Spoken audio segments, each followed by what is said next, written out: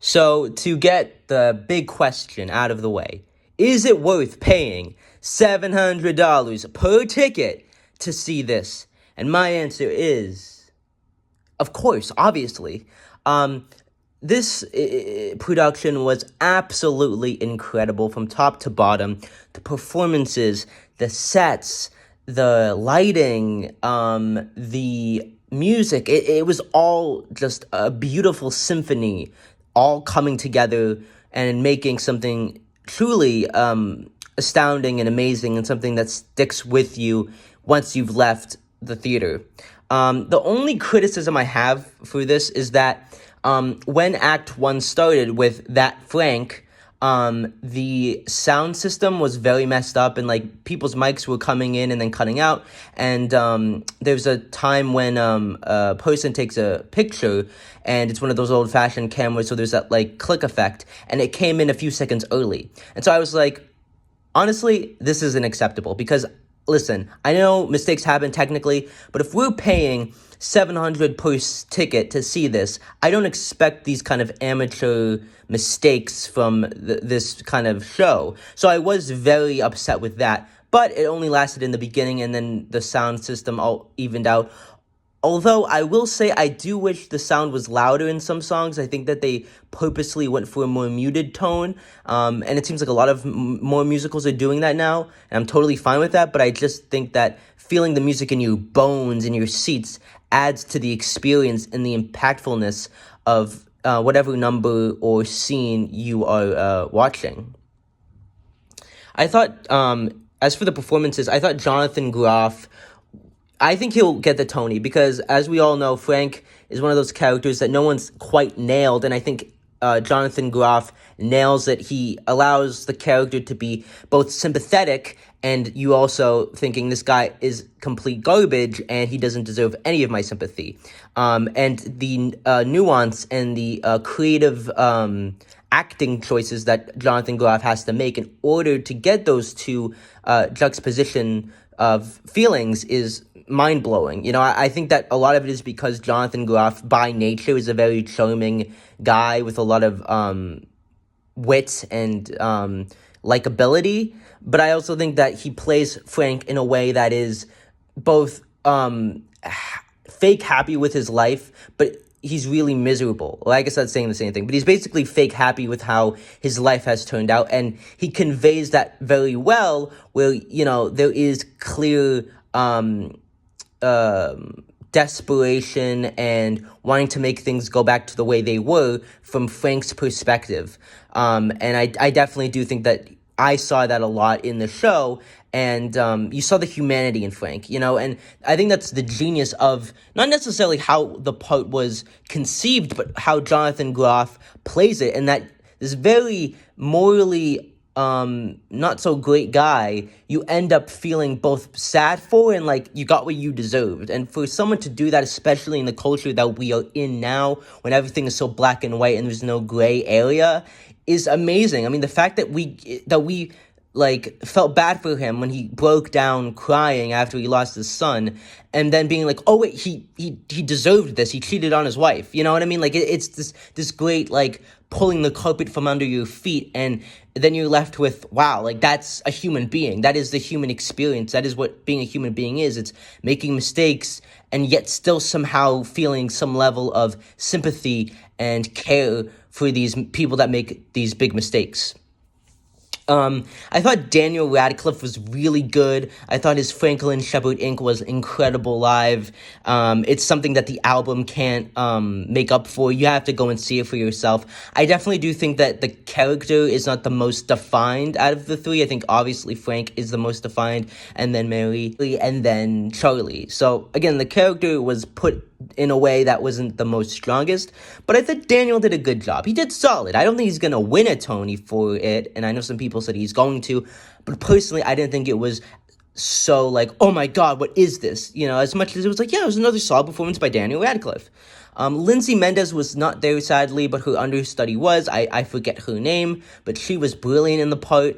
Definitely Mary is a character that is in love with Frank for the majority of the show, and has a very powerful line at the beginning of the show where she's like, "You're surrounded by garbage, and you are garbage, so you guys deserve each other." And it was very... Mary has very quotable lines, but also lines that are just... they're just real. They're just like hardcore, like gets right to the soul. And it's like, ooh, ah, like that hurts. And it's so like realistic and honest, but it's so true. And I just love the way that Mary was written as a character. And going on for the other performances, they were also very solid. Again, I think the three leads are the most highlighted out of the cast. I thought the sync design was pretty... It stayed one way, but there was a beautiful moment at the end of the song when the entire theater gets engulfed in stars, and in the beginning when there's stars, and I thought that was very beautiful. And when they have the musical going on that they made, Charlie and Frank, there's a huge backdrop, and it's very lavish and gorgeous. But it is pretty bare bones and pretty, like, stays in that one set position for the majority of the show. But I think it's very effective because a lot of these scenes take place in offices, in buildings, so it makes sense that it would convey the story by not having us move from place to place, which could ultimately be kind of jarring and distracting and not focusing on the actual story. It's conveyed very clear to the audience that Frank isn't the bad guy. He isn't the main bad guy. Like, Charlie went on public TV and shamed Frank, and that wasn't good of him. Mary is alcoholic, and in the biggest example, I would say, is Now You Know, when, despite Frank getting a divorce, cheating on his wife, who has a kid, his friends are also, and his real friends, like Charlie and Mary, are saying, best thing that could ever happen, like almost enabling Frank's self-destructive behavior. And Frank is a very self-destructive character. And I feel like his friends have to be held accountable, and as much as they can blame him and be mad at him for the choices he makes, and a lot of them is because of him, so much of it comes from them. And Now You Know being a beautiful example of that kind of instance. And again, that's conveyed so well, and I don't know if that's... And I think that mainly is through the movement of the song, because they're all like standing around Frank, and it's really just focusing and highlighting the people and not the spectacle of anything else, but the people. And that stays with you because that's all you can focus on. And that's so much of this show, and why I think it's good that it's a bare bones set, is because you get to just focus on these characters and how none of them are necessarily morally in the right all the time. Even in It's a Hit, before that song takes place, Frank's wife is like, you should take this job that's going to give you a lot of money. And that's one reason why, again, enabling Frank to do this, even though he was kind of hesitant to. But he has a wife and a kid. So again, there's a lot of examples where people enable each other, and mainly they enable Frank. And I thought that was just really cool that we got very morally gray characters. There's no black and white, good or bad. It's very much just the human experience, the human condition, showing that all humans make mistakes, enable each other, make bad choices, or make choices that are really good for them, even though it might not be good for their friends. Old Friends song is a really good example of that, of the sense of really explaining what a genuine, authentic friendship can be, and that's people fall apart, people change, and old friends don't want you to change. And those themes and ideas are very resonant with me, and I think it's very resonant with the audience. I also really love their handshake. That was very cute. And again, it's a very fast-paced musical. It's one of Sondheim's shorter shows. Act 1 is pretty short as well, so it had a really good pace to it. I definitely do think there's a lot more stuff that's very significant than book stuff. I mean, the script and the book are very powerful, especially with Mary's lines, but I feel like the big meat, potatoes content of it comes from the lyrics and the music, more so than the book, in my opinion. The ending is quite left to your interpretation, because at the end, everyone leaves, and Frank is standing there, and he is looking both sad and also kind of happy at the same time. So I don't know what they were going for with that. I mean, it's not that they made it unclear, because obviously it can be taken one of two ways. He was sad or he was happy, and if he was sad, he was looking back on things, and if he was happy, it was him back in 1958. But I want to know what you guys think the ending meant for this production. But again, I think that this guaranteed is going to win Best Revival, Best Direction, and Best Leading Actor for Jonathan Groff. Maybe it will get a fourth win for Lindsay Mendez. I'm not sure. But again, it's not a very technically high show, so it's not gonna win those awards. It'll get nominated for a ton of things. I just don't think it's gonna win like more than 5, or at the most 5 awards. One more thing that I want to add to this, not so much a review of it, but more of just the questions that it pops up, like, are you a Frank? Are you a Charlie? You know, do you get so desperate that you just give in and produce bad content, but you get paid a lot, or make authentic content but get paid less, have less of a steady job? And I think that in either case, I personally think that if you want to be a Frank, that's awesome. And if you want to be a Charlie, that's awesome. I'm personally more of a Charlie, but I think I'd be a bit of Frank too if it got desperate enough. But you can understand why Frank did what he did, and it wasn't bad because he needed money and he wanted to work. And Charlie, you understand his frustration, but again, I ultimately think that Charlie was not the innocent, doughy-eyed angel that, you know, maybe some people might think he ought to be, or that he is.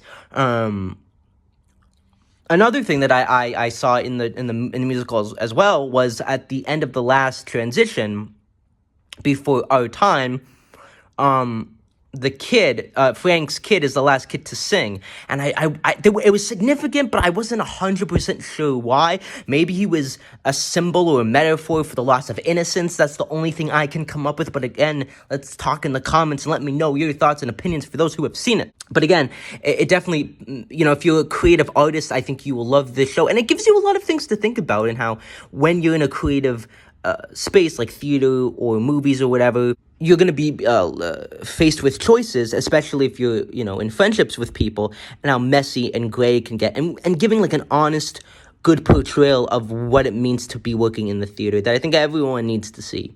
The last point that I want to drive home is that I definitely don't, my only criticism with Merrily is, in a lot of ways, it is the Franklin Shepard Inc., but in like a musical, Broadway musical, because Franklin Shepard Inc. Is all about making money and, you know, putting out content, even though the substance of the content is not good. And while Merrily's content is amazing, you can tell that these producers are greedy as all, and they are charging, in my opinion, unfair and too expensive ticket prices.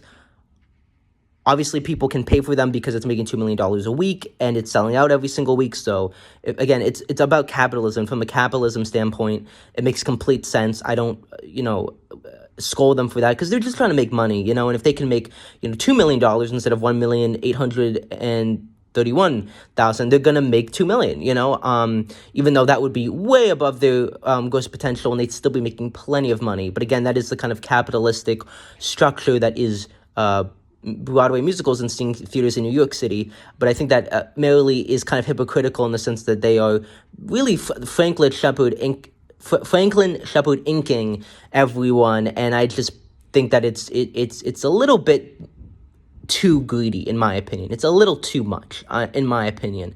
But I understand it. But again, I just want to put that idea out into the ethos. And another thing is that you know, there's a lot of wealthy older people at Merrily, when I saw Merrily, and one person was an older gentleman, and he was sitting next to me with wine in his hand, and he fell asleep halfway through the show.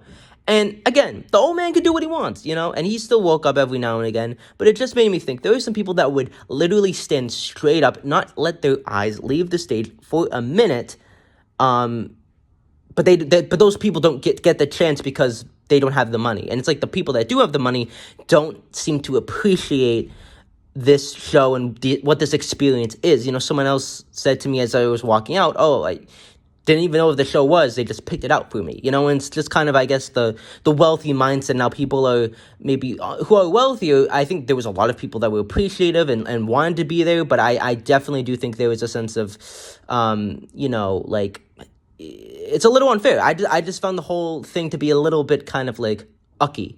They also had an auction at the end, and someone gave them $1,500, and I'm like, that is insane. But anyways, that's just my little rant. That's just my little, like, talk on the ticket prices and how I think it's a little bit unfair, and how I do think that, they should lower them. They're not going to, but I just think that it's a problem, and it's gotten out of hand.